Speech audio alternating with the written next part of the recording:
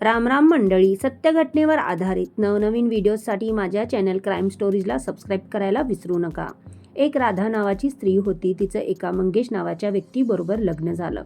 घरची परिस्थिती ठीक होती, म्हणून मंगेश कामानिमित्त आणि जास्त पैसा कमवायच्या लोभापोटी तो आपलं गाव सोडून दुसऱ्या शहरात गेला होता. पण तो घरी नसताना त्याची मुलगी बेपत्ता झाली आणि 2 दिवसानंतर मंगेश आणि राधाच्या 11 वर्षीय मुलीचे मृतदेह शेतात गवताच्या ढिगात सापडले. त्या चिमुकलीच्या सख्ख्या आईला बेपत्ता असलेल्या मुलगीबद्दल अजिबात काळजी नव्हती आणि दयामया सुद्धा नव्हती. सख्ख्या आईचं आपल्या चिमुकल्या मुलगीबद्दल हा विचार कोणालाही पटणारा नव्हता. आता नक्की ह्या चिमुकलीबरोबर काय झालं होतं आणि ही घटना घडली कशी, हे सर्व जाणून घेण्यासाठी आणि सत्य घटनेसाठी माझ्या चॅनल क्राईम स्टोरीजला सबस्क्राईब करायला विसरू नका. पुढची सत्य घटना अशी की एक छोटंसं गाव होतं. त्या गावात एक छोटंसं घर होतं. त्या घरात राधा नावाची स्त्री आपल्या पती मंगेशबरोबर राहत होती.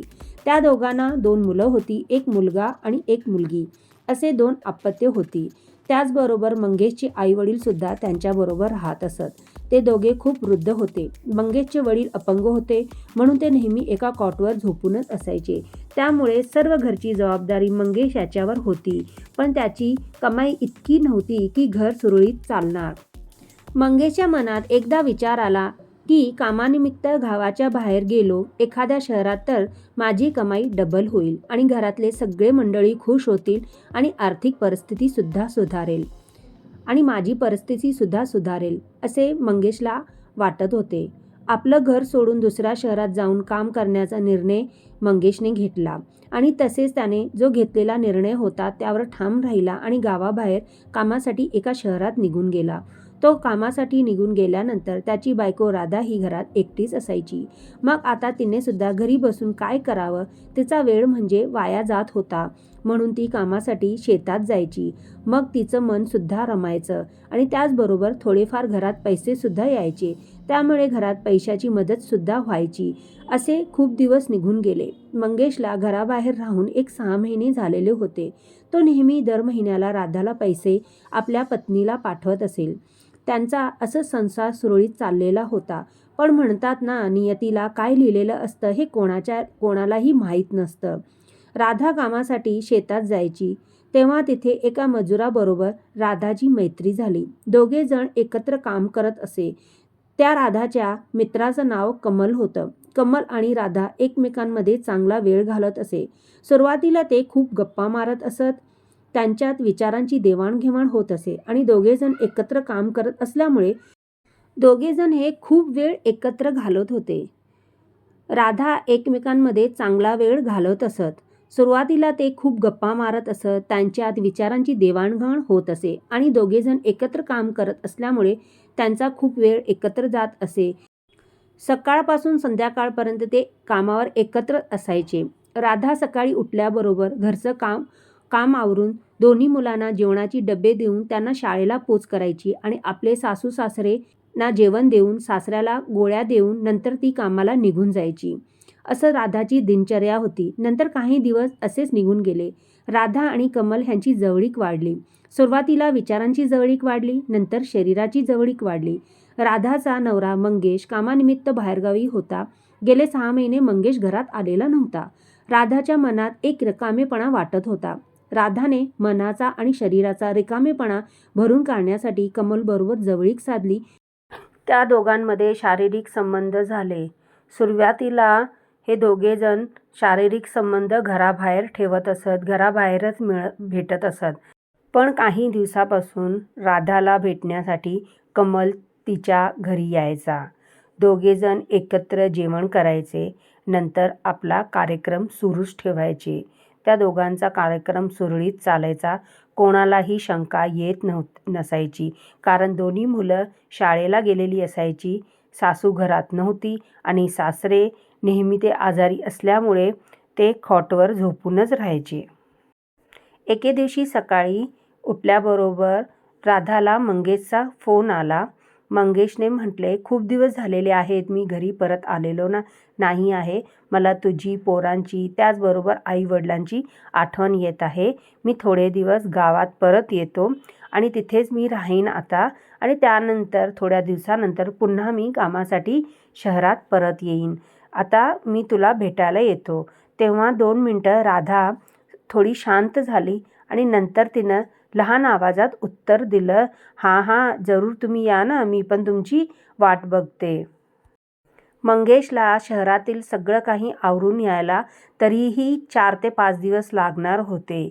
पण दुसऱ्याच दिवशी, ज्या दिवशी मंगेशचा फोन आला राधाला की मी घरी परत येत आहे, त्याच्या दुसऱ्याच दिवशी राधाने मंगेशला फोन केला की आपली मुलगी सुमा गेले 2 दिवस म्हणजे कालपासून घरी परतली नाही आहे. मी पूर्ण गावभर शोधलेला आहे, पण तिचा अजून ठाम पत्ता लागलेला नाही, असा फोनवर ती आपल्या नवऱ्याला म्हटली. मंगेश राधाला म्हणाला, तू काळजी अजिबात करू नकोस. जवळच्या पोलीस स्टेशनमध्ये जा आणि आपली मुलगी बेपत्ता असल्याची कंप्लेंट तिथे दाखल कर. मी लगेच शहरातून निघण्याचा प्रयत्न करतो. मंगेश तातडीने शहरातून सगळी कामे तिथे सोडून तो आला. दुसऱ्या दिवशी सकाळी मंगेश घरी पोचला. राधा आणि मंगेश दोघांनी इकडे तिकडे पळापळ केली. सगळीकडे शोधलं सुमाला, पण सुमा कुठेही भेटली नाही. मग मंगेश आपल्या एका लहानपणीच्या मित्राबरोबर सुमाचा शोध घेण्यासाठी शेताच्या दिशेला गेला. शेताच्या तिथे एका गवताच्या ढिगामध्ये काहीतरी वास येत होतं आणि तो वास खूप असह्य होतं. तेव्हा मंगेशने पोलिसांना तिथे काहीतरी वास येत आहे म्हणून पोलिसांना बोलवण्यात आलं. पोलीस तातडीने तिथे पोचले आणि जेव्हा त्या ढिगाला हलवण्यात आलं आणि बाजूला करण्यात आलं त्या गवताच्या ढिगाला, मग त्या ढिगाच्या खाली सुमाची मृतदेह सापडलं. सुमाचा मृतदेह पीएमसाठी पाठवण्यात आला. तेव्हा त्यांना नजरेत आलं की सुमाला कुणीतरी कीटकनाशकचं औषध दिलेलं आहे. नंतर तिचा गळा दाबून त्याचा मृत्यू करण्यात आलेला आहे. ह्या कारणामुळे सुमाला आपलं जीव गमवावं लागलं.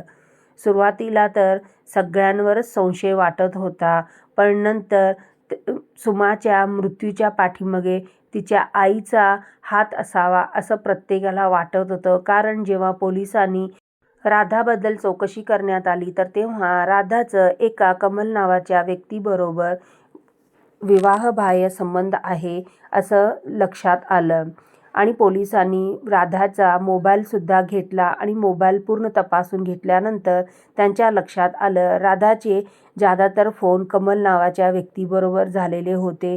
ती आपल्या नवऱ्यापेक्षाही जास्त कमलबरोबर नेहमी फोनवर बोलत असायची. नंतर पोलिसांनी राधाला पोलीस स्टेशनमध्ये बोलवलं आणि सुरुवातीला त्याची विचारपूस केली. काही प्रश्न विचारले, पण राधा सुरुवातीला उडवाउडवीची उत्तरं देत होती. पण जेव्हा पोलिसांनी खाक्यांचा जोर दाखवला तर राधा पोपटासारखी बोलू लागली. राधाने कबुली दिली की मी आणि मंगल आम्हा दोघांचं एकमेकांशी शारीरिक संबंध होतं. पहिल्या सुरुवातीला मी कमलबरोबर बाहेर भेटत असायची, पण काही दिवस झाले कमल घरी मला भेटायला येत होता. कमल आणि माझ्यामध्ये शारीरिक संबंध घरात सुद्धा होत होते. एके दिवशी कमल घरी आलेला होता दुपारच्या वेळेला. आम्ही दोघांनी जेवण संपवून आपल्या कार्यक्रमाला सुरुवात केली. पण तेव्हा मला लक्षात आलं की आमच्या पाठीमागे कोणीतरी उभं आहे. तर तेव्हा मी वळून पाहिलं तर माझी मुलगी सुमा तिथं उभी होती आणि तिने कमलशी झालेला पूर्णपणे शारीरिक संबंध तिने पाहिला होता. तेव्हा मी खूप घाबरलेली होते. अगर हिने माझं आणि कमलमध्ये झालेलं शारीरिक संबंध आपल्या बाबांना म्हणजे मंगेशला सांगितलं तर माझा संसार पूर्णपणे उद्ध्वस्त होणार ह्याची मला भीती वाटत होती. राधाने सुमाला आपल्या बाबांना अजिबात काही सांगू नकोस असं म्हटल्यानंतर ती रडायला लागली आणि म्हटली, मी बाबांना सर्व काही सांगणार की बाबा तुम्ही घरी नसताना कमल नावाचे काका घरी यायचे आणि आई त्यांच्याबरोबर असं करायची. मग त्यावर राधा खूप घाबरली.